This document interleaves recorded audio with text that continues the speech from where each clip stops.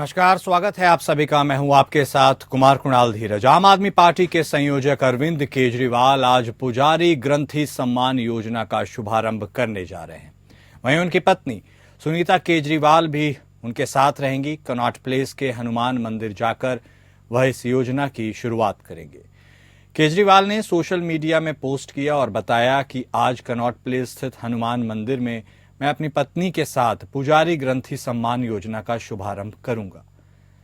आतिशी जी करोल बाग स्थित गुरुद्वारे से इस योजना का शुभारंभ करेंगी। आपको बता दें कि सोमवार को अरविंद केजरीवाल ने पुजारी और ग्रंथियों के सम्मान के लिए एक योजना का ऐलान किया था।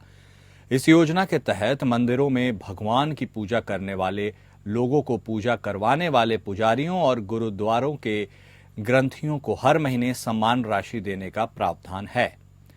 अरविंद केजरीवाल ने कहा था कि इसलिए इस योजना के तहत हर महीने मंदिर के पुजारियों और गुरुद्वारों के ग्रंथियों को 18,000 रुपए की राशि दी जाएगी। उन्होंने कहा कि देश में ऐसा पहली बार हो रहा है। योजना के लिए मंगलवार से रजिस्ट्रेशन शुरू किया जाएगा। आज कनॉट प्लेस से योजना की शुरुआत होगी। कनॉट प्लेस के हनुमान मंदिर जाकर रजिस्ट्रेशन की शुरुआत की जाएगी। वहीं भारतीय जनता पार्टी सहित कांग्रेस ने कहा है कि पहले इमामों की सैलरी और पंजाब के टीचर्स का बकाया दे दो। बता दें कि आम आदमी पार्टी इससे पहले भी कई योजनाओं का ऐलान कर चुकी है। बुजुर्गों के लिए पेंशन राशि बढ़ाई गई है तो महिलाओं के लिए भी सहयोग राशि का ऐलान किया गया है। और हमारे साथ इस खबर पर चर्चा करने के लिए हमारे इनपुट हेड राजीव शर्मा जुड़ चुके हैं। राजीव जी, तो एक के बाद एक योजनाओं की फहरिस्त लगाते चले जा रहे हैं केजरीवाल। ऐसे में उनके ऊपर यह भी प्रश्न चिन्ह उनके लिए उठ रहा है कि भाई पीछे का बकाया तो लोगों का दे दो, सिर्फ योजनाओं का ऐलान करने से क्या होगा? आपको लगता है योजनाओं के सहारे फिर वह अपनी नैया पार लगाएंगे या इसमें कुछ ट्विस्ट भी हो सकता है? देखिए, ऐसा है कुणाल कि ये जो अरविंद केजरीवाल हैं वो किसी भी तरीके से दिल्ली के चुनाव में फिर से वापसी चाहते हैं। और ये जो पुजारी ग्रंथी योजना है, ये तो इन्हें एक मौका मिल गया, और मौका भी मिला इमामों के प्रदर्शन से। इमाम प्रदर्शन कर रहे थे कि उनकी सैलरी नहीं मिल रही थी। इसको लेकर के जो हिंदू हैं, हिंदुओं में इसको लेकर के जो आक्रोश था कि सब मुसलमानों को हमारे टैक्स के पैसे से केवल मुसलमानों को या इमामों को पैसा क्यों दिया जाए? हमारे मंदिरों में पुजारियों को क्यों ना दिया जाए और ग्रंथियों को क्यों ना दिया जाए? ये सवाल उठाया जब सबसे पहले बीजेपी ने था और ये वीरेंद्र सचदेवा ने उठाया था। जैसे ही इस मुद्दे को वीरेंद्र सचदेवा ने बीजेपी के जो है उन्होंने उठाया और केजरीवाल ने लपक लिया। जब संजीवनी योजना और ये जो महिला सम्मान योजना ये गड्ढे में चली गई और उन्हीं की सरकार ने उसके खिलाफ अखबारों में विज्ञापन निकाल दिया, तो उन्होंने लपक करके वीरेंद्र सचदेवा ने सवाल उठाया और उन्होंने मुद्दा उठाया और उन्होंने उसको लॉन्च कर दिया। अच्छा, अगर अरविंद केजरीवाल ये कहते हैं कि ये हिंदुस्तान में पहली बार योजना लागू की गई है, तो वो शायद उनकी जानकारी थोड़ी सी कम है। उत्तर प्रदेश के कुशीनगर की नगर पालिका इस तरह की योजना पहले से शुरू कर चुकी है और वो वहां पर मंदिरों के पुजारी, जो कुशीनगर की जो नगर पालिका क्षेत्र के अंदर जितने भी मंदिर आते हैं, उनके पुजारियों को पहले से ये योजना चला रखी है उसने। खैर, यहाँ जो दिल्ली में है, तो दिल्ली में ये योजना केवल और केवल वोट हासिल करने के लिए शुरू की गई है। अब केजरीवाल सरकार वापस आती है तो और नहीं आती है तो अब ये मंदिरों के पुजारियों और गुरुद्वारों के ग्रंथियों के लिए ये 18,000 रुपए महीना तो तय हो गए। अब ये कैसे दिए जाएंगे, कहाँ से आएंगे? क्योंकि अभी तक इमामों का पैसा नहीं दे पा रही है दिल्ली सरकार। दिल्ली सरकार बार बार ये कह रही है कि साहब कि वक्फ का जो मामला चल रहा है वो उसने ईडी ने छापेमारी की है, उसकी वजह से नहीं हो पा रहा है। मतलब तमाम तरह के बहाने हैं, लेकिन पैसा ये आएगा कहाँ से, कैसे दिया जाएगा, क्या प्रावधान होगा, ये सारी चीजें अभी नेपथ्य में है। और ये सबसे बड़ा सवाल भी है कि आखिर वो इसके लिए इतना पैसा लाएंगे कहाँ से। हमारे साथ जुड़ने के लिए, बातचीत करने के लिए राजीव जी आपका बेहद शुक्रिया। निकाय चुनाव में टिकट नहीं मिलने पर उत्तराखंड में भारतीय जनता पार्टी और कांग्रेस में बगावत हो गई है। नामांकन के आखिरी दिन सोमवार को उत्तराखंड के कई हिस्सों में टिकट को लेकर बगावत हुई। कांग्रेस और भारतीय जनता पार्टी दोनों दलों में कई जगह बगावती तेवर देखे गए हैं। कांग्रेस के कई नेता खुलकर बगावत पर उतर आए हैं। पिथौरागढ़ में मेयर का टिकट घोषित होते ही वहां के कांग्रेस विधायक मयूख महर ने अधिकृत प्रत्याशी के खिलाफ नामांकन करने वाले उम्मीदवार के नामांकन में पहुंचकर अपने तेवर साफ कर दिए हैं। पत्नी के लिए मेयर का टिकट मांग रहे कांग्रेस के वरिष्ठ नेता और प्रदेश उपाध्यक्ष मथुरा दत्त जोशी ने प्रदेश अध्यक्ष करण मेहरा को बागी विधायक पर कार्रवाई करने के लिए ललकारा है। कर्णप्रयाग नगर पालिका सीट पर थराली में बीजेपी विधायक भूपाल राम टमटा के पुत्र जयप्रकाश ने निर्दलीय प्रत्याशी के रूप में नामांकन किया है। उधर रुड़की में मेयर का टिकट नहीं मिलने से नाराज पूर्व महापौर यशपाल राणा ने अपनी पत्नी को निर्दलीय चुनावी मैदान में उतार दिया है। हरिद्वार में पूर्व दर्जाधारी कांग्रेस नेता नईम कुरैशी ने बागी तेवर अपनाते हुए जुलूस निकाला है। हमारे साथ हमारे संवाददाता सतीश कोठारी जुड़ चुके हैं, उनसे बातचीत करेंगे। सतीश, तो अब निकाय चुनाव को लेकर जो घमासान होना था वह हो ही रहा है। ऐसे में अब जिनको टिकट नहीं मिला वो बागी तेवर दिखा रहे हैं, या तो खुद या अपने रिश्तेदारों को चुनावी मैदान में ताल ठोकने के लिए उतार रहे हैं। ये जो रसाकशी चल रही है इसमें दोनों पार्टियां शामिल है। इसको लेकर जनता के मन में क्या मिजाज है और आपको लगता है बागी तेवर का कुछ असर हो सकता है निकाय चुनावों में? देखिए, मैं बात करूं इस समय सियासत बहुत ज्यादा गर्म हो रखी है और सर्द मौसम में भी गर्मी का एहसास हो रहा है। इतनी गर्म हो रखी है उत्तराखंड की सियासत, क्योंकि ये एक मिनी सरकार बनाई जाती है जो कि राज्य में इस समय बनी जा रही है। इसको लेकर लगातार भाजपा कांग्रेस की बयानबाजियां चल रही हैं कि हम जीतेंगे, लेकिन जीत तो जनता सुनिश्चित करेगी।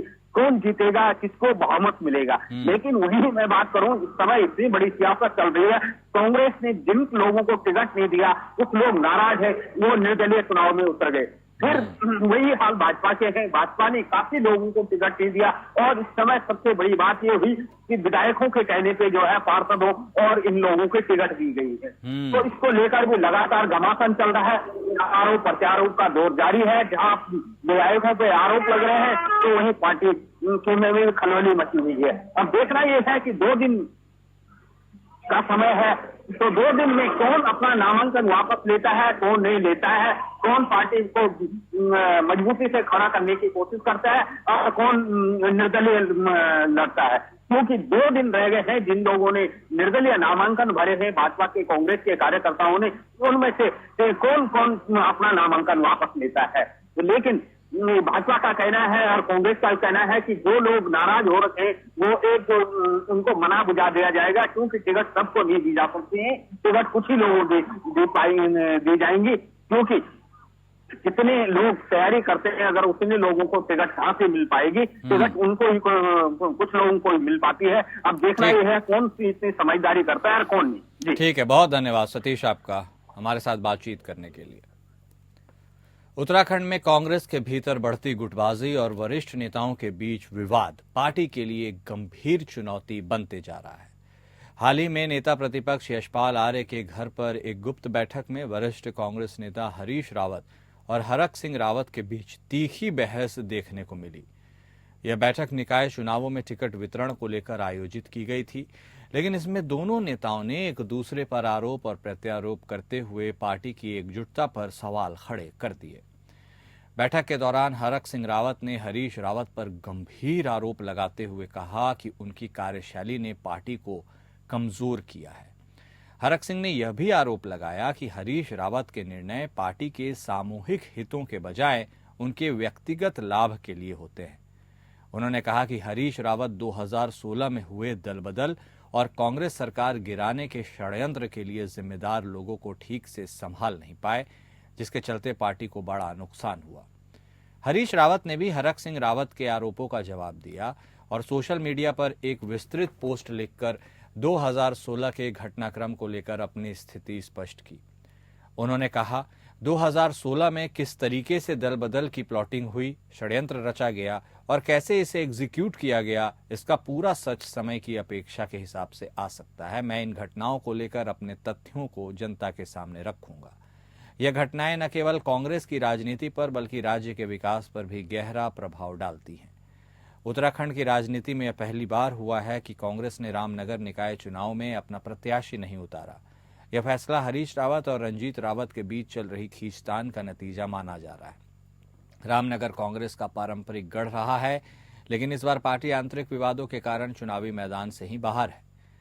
कांग्रेस के कार्यकर्ताओं ने इस घटनाक्रम को लेकर गहरी निराशा व्यक्त की है। पार्टी के एक वरिष्ठ कार्यकर्ता ने कहा, यह बहुत दुखद है कि पार्टी के दो वरिष्ठ नेताओं की आपसी लड़ाई के कारण हमें रामनगर में प्रत्याशी नहीं उतारने का फैसला लेना पड़ा। इससे न केवल कार्यकर्ताओं का मनोबल गिरा है बल्कि पार्टी की छवि भी खराब हुई है। कांग्रेस के भीतर बढ़ती गुटबाजी का सीधा लाभ बीजेपी को मिलता हुआ दिखाई दे रहा है। केदारनाथ उपचुनाव में कांग्रेस की हार भी पार्टी की अंदरूनी कलह का परिणाम थी। बीजेपी नेताओं ने कांग्रेस पर तंज कसते हुए कहा है कि पार्टी अपनी आंतरिक समस्याओं को हल करने में असफल है और जनता को विश्वास व खोते जा रही है। ऐसे में शीर्ष नेतृत्व को तुरंत हस्तक्षेप कर विवादों को सुलझाने की जरूरत है।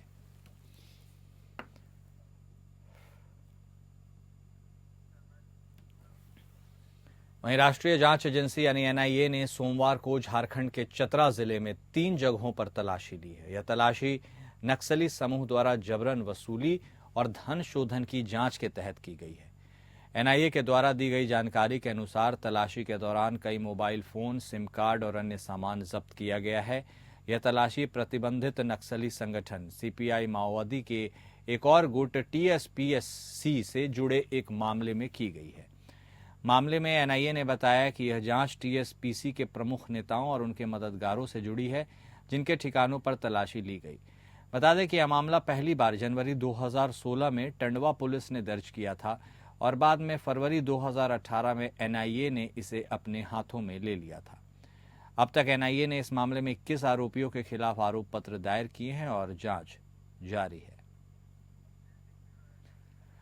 हमारे साथ हमारे ब्यूरो हेड अजय सिंह जुड़ चुके हैं, उनसे बातचीत करेंगे। जी अजय, तो टीएसपीसी से जुड़े मामले में छापेमारी, हालांकि ये जो जांच चल रही है एनआईए की तरफ से कोई नई जांच नहीं है और चतरा ये सब इलाका है जो काफी हद तक नक्सल प्रभावित है, लेवी वसूलने के मामले में भी अव्वल श्रेणी में आता है। ऐसे में झारखंड में ये 3 स्थानों पर जो छापेमारी हुई है उसका पूरा अपडेट दीजिए।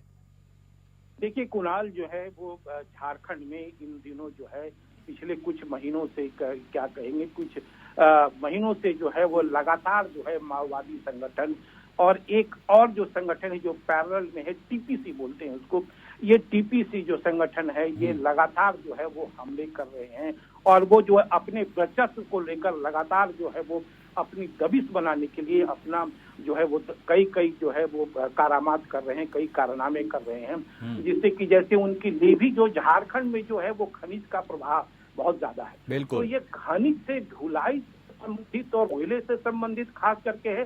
तो इन जो तमाम जो चतरा हुआ, बोकारो का जो इलाका हुआ, जो रामगढ़ का इलाका हुआ, इन जगहों पर पलामू का इलाका हुआ, इन जगहों पर ये क्या है कि ये कोयले से ढुलाई और ये जो खनिज ढुलाई होते हैं तो इन पर ये अपनी उनको ये लेवी लेने के लिए ये सारी घटनाएं होती है। ये जो सारा जो खेल है वो लेवी की घटना है। तो लेवी लेने के लिए ये जो है वो लगातार दबिश कर रहे हैं। लातेहार के जो एसपी हैं कुमार गौरव हैं, उनसे कुछ कल के ही बात एपीएन से खास बातचीत हुई थी। उन्होंने कहा था कि देखिए ये जो है लगातार इस पर ये लोग दबिश बना रहे हैं और पुलिस जो है से बराबर ये कर रही है। इसमें एनआईए का भी जो है वो भरपूर चुकी रह रहा है। एनआईए इस पर जबरदस्त तरीके से लगी हुई कि किसी भी तरीके से जो है ये नक्सली के जो मनोबल है उसको तोड़ा जाए। एक जो है पिछले ही दिनों में नक्सली चंद्रदेव सिंह है जो कई गांव का रहने वाला है, तो लातेहार के मनिका थाना में जो है वो उसको खबर मिली थी कि जो है वो दूदू जंगल हुआ, दूदू चौकिया करमाली एक जगह होता है, वो उस इलाके से जो है वो भेष बदल के जो वो घूम रहा था और वो जो है वो जो है नक्सली का जो नेता है ये जो नक्सली चंद्रदेव सिंह, वो भेष बदलकर जो आसपास के इलाकों में घूमता है और अपना संगठन को मजबूत करता है और जो है वो कैसे लेवी लेने के लिए किया जाए, कैसे उनसे लेवी वसूला जाए, इसके फिराक में कुछ गांव वाले को मिलाता है और अपना कहां से ये दिया जाए इसी को जब पुलिस को खबर मिली है, लातेहार एसपी को खबर मिली, तो बरवाडी के जो एसडीपीओ हैं उनके साथ मिलजुल करके और एनआईए के साथ मिल करके ये जो है वो एक प्लान के तहत इसको घेराबंदी की गई। और जब घेराबंदी हुआ तो जो है वो नक्सली जो है वो पकड़ा गया है और उसमें से 2 AK-47 करीब सैकड़ों गोलियां हैं, 4 मैगजीन है, वो पकड़ा गया है। और उसने कुछ अहम राज भी उगले हैं जो अभी तक जो पुलिस उसका खुलासा नहीं कर रही है कि आखिर इसमें कौन कौन से ये हैं और कितना संगठन है, कितने लोगों से लेवी वसूली जाती है, कैसे वसूली जाती है। चलिए, का कहना है कि और एनआईए का कहना है कि हम लोगों को कुछ आशातीत सफलता मिली है। ठीक है, नजर बनाए रखिएगा आप अजय इन तमाम घटनाक्रम पर। फिलहाल जानकारी के लिए आपने नए साल के जश्न के लिए पहाड़ी इलाके पूरी तरह तैयार है। हिमाचल और उत्तराखंड में हुई भारी बर्फबारी के बाद लाखों सैलानी पर्यटन स्थलों पर उमड़ रहे हैं। हिमाचल के लोग प्रदेश के शक्तिपीठों में माथा टेक कर दिन की शुरुआत कर रहे हैं। श्री नैना देवी में आज रात 2 बजे से ही श्रद्धालुओं के लिए मंदिरों के कपाट खोल दिए जाएंगे। नए साल के इस्तकबाल के लिए शिमला, मनाली, चैल, कसौली, डलहौजी सहित अन्य पर्यटन स्थलों के अधिकांश होटल पैक हो चुके हैं। नव वर्ष के जश्न के लिए उत्तराखंड भी तैयार है। औली में बर्फबारी के बाद पर्यटकों में जबरदस्त उत्साह है। नैनीताल भी सज चुका है और होटलों की ओर से तैयारियां पूरी की जा चुकी हैं। शहर के अधिकतर बड़े होटलों में 100% कमरे पैक हैं। इन होटलों के पैकेज में आकर्षक कार्यक्रम और गीत संगीत की धुन आज शाम देखने को मिलेगी। नैनीताल में सोमवार को हजारों की संख्या में पर्यटक पहुंचे हैं। होटलों की ओर से लाइव म्यूजिक के साथ ही गाला डिनर और डीजे की भी व्यवस्था की गई है। उत्तराखंड सरकार नए साल का जश्न मनाने के लिए प्रदेश में आने वाले पर्यटकों के लिए सुरक्षा और व्यवस्था करने की तैयारियों में जुट गई है। 31 दिसंबर की देर रात तक सैलानियों को जश्न मनाने के लिए विशेष छूट प्रदान करने की तैयारी की जा रही है। नव वर्ष पर उत्तराखंड में पर्यटकों के उमड़ने की संभावना के बीच सरकार की तरफ से कहा गया है कि पर्यटकों की सुविधा का ध्यान रखते हुए होटल, रेस्टोरेंट और ढाबे पूरे समय खुले रहेंगे। श्रम विभाग के उप सचिव शिव विभूति रंजन की ओर से एक आदेश जारी किया गया है। आदेश में कहा गया है कि उत्तराखंड राज्य में रेस्टोरेंट, होटल और ढाबा आदि को सप्ताह में 7 दिन और 24 घंटे खुले रखने की अनुमति प्रदान की गई है। इसके साथ ही उक्त प्रतिष्ठानों में दिन और रात्रि में दोनों पालियों में सभी कामगारों को कतिपय शर्तों के अधीन कार्य करने की भी अनुमति दी गई है। उत्तराखंड होटल एसोसिएशन के अध्यक्ष मन्नू कोचर का कहना है कि यह सरकार की अच्छी पहल है और इस पहल से कारोबार में बढ़ोतरी के साथ ही पर्यटकों को काफी सुविधाएं अवश्य मिलेंगी। तो उत्तराखंड बिल्कुल तैयार नजर आ रहा है पर्यटकों के लिए और इसके लिए तैयारियां भी की जा चुकी है। हमारे साथ हमारे संवाददाता योगेश सेमवाल जुड़ चुके हैं। तो योगेश, अब 31 दिसंबर की रात्रि यानी उसके बाद नए साल का आगाज और ऐसे में पर्यटकों का पहुंचना उत्तराखंड क्या तैयार है? क्या कुछ तैयारियां इस बार आप देख पा रहे हैं? बिल्कुल, आपको बताना चाहेंगे कि हर साल जब 31 दिसंबर होती है तो पूरी दुनिया इसको सेलिब्रेट करती है। उत्तराखंड, खासतौर पर अगर हम उत्तराखंड की बात करें तो जो मसूरी है, नैनीताल है, ये एक ऐसे क्षेत्र है, फिर चाहे हरिद्वार की बात करें, जहाँ पर पर्यटक बहुत बड़ी संख्या में आते हैं और ये संख्या लाखों पार कर देती है। मसूरी की बात करें तो मसूरी में होटल्स बिल्कुल फुल रहते हैं, वहां पर पार्किंग की जगह नहीं रहती है। नैनीताल की स्थिति भी बिल्कुल ऐसी ही रहती है क्योंकि दुनिया भर से सेलिब्रेट करने के लोग यहाँ पर पहुंचते हैं और इसी को देखते हुए हर साल जो प्रशासन है वो ऐसी व्यवस्था करती है कि किसी भी पर्यटक को कोई दिक्कत ना हो और इस साल भी वही किया गया। सबसे पहली बात, होटल जो है वो 24 घंटे, रेस्टोरेंट जो है वो 24 घंटे खुले रहेंगे, यानी कि जब भी किसी व्यक्ति को खाना खाने का मन करे, किसी पर्यटक को मन करे तो वो जा सकता है खाने के लिए। 24 घंटे की इजाजत दी गई है। इसके साथ ही कहा गया है कि सुरक्षा व्यवस्था पूरी की पूरी हर जगह 4/24 सुरक्षा व्यवस्था है। पुलिस को लगाया गया है भारी भरकम और किसी भी तरह से क्योंकि सेलिब्रेशन हुड़दंग में ना बदल जाए इसकी व्यवस्था भी की जा रही है क्योंकि पर्यटक जो आएगा वो जरूर यहाँ पर आके जो है वो चाहेगा कि एंजॉय करें जिस तरह से होता ही है। और अगर इस चीज में कुछ हुड़दंग फैलता है तो उससे निपटने के लिए पुलिस प्रशासन पूरी तरह से तैयार है। इसके साथ ही वो हर व्यवस्था की गई है जिससे कि आम आदमी, जो स्थानीय आम आदमी है जिनका सेलिब्रेशन से कोई मतलब नहीं रहता, उनको परेशानी ना हो ये भी व्यवस्था की जा रही है। यानी ठीक है, तो पूरी व्यवस्था की। ठीक है, बहुत शुक्रिया योगेश आपका हमारे साथ बातचीत करने के लिए। उत्तर प्रदेश के रायबरेली जिले में रानी नाम की एक बंदरिया का वीडियो खूब वायरल हो रहा है। रायबरेली शहर से चंद किलोमीटर दूर स्थित खागीपुर सड़वा गांव है, जहां रानी नाम की बंदरिया का वीडियो देख हर कोई हैरान है। रानी का जन्म भले ही बंदर के रूप में हुआ हो, लेकिन रानी पूरे गांव की दुलारी बन गई है। बर्तन धोने से लेकर रोटी सेकने तक सारे काम रानी परिवार वालों के साथ मिलकर करती है। इसके साथ ही वह पूरे गांव में किसी के घर में भी अपना आशियाना बना लेती है। करीब 8 वर्ष पहले गांव में आई रानी नाम की बंदरिया आज सबकी चहेती बन गई है। टिकटॉक से लेकर यूट्यूब तक उसके वीडियो जबरदस्त पसंद किए जा रहे हैं। उसकी देखभाल करने वाले अशोक ने बताया कि हिमाचल में नौकरी करने के बाद जब वह 8 साल पहले गांव आया तो घर पर रानी को देखा। घर पर जैसे सभी लोग अपने काम कर रहे थे, रानी भी उसी तरह उनके साथ मिलकर काम करती है। घर की औरतें जब रोटी सेकती हैं तो वह रोटी भी बेलने लगती है। बर्तन धोने से लेकर मसाला पीसने तक की जिम्मेदारी वह निभाती है। वह सिर्फ अशोक के घर पर ही नहीं बल्कि पूरे गांव में किसी के यहां भी जाकर इस तरह काम करती है। रानी का स्थायी ठिकाना तो अशोक का घर ही है, लेकिन उसका अगर मन हुआ तो वह दूसरे के यहां भी रात में रुक जाती है। पूरा गांव रानी का दीवाना है। हर कोई रानी से इतना स्नेह करता है कि जिसके घर वह पहुंच जाती है रानी का बिस्तर वहीं लग जाता है। अशोक की माने तो यूट्यूब के माध्यम से रानी के वीडियो के जरिए अब तक 15 लाख से ज्यादा रुपए वह कमा चुके हैं। उनका कहना है कि घर पर आज जो भी है वह सब रानी की वजह से ही है। रानी उनकी मां के साथ बहुत हिल मिल गई है। मां के निधन के बाद रानी अब उनकी भाभी के साथ मिलकर रहती है। और इस बुलेटिन में अभी के लिए इतना ही। नमस्कार।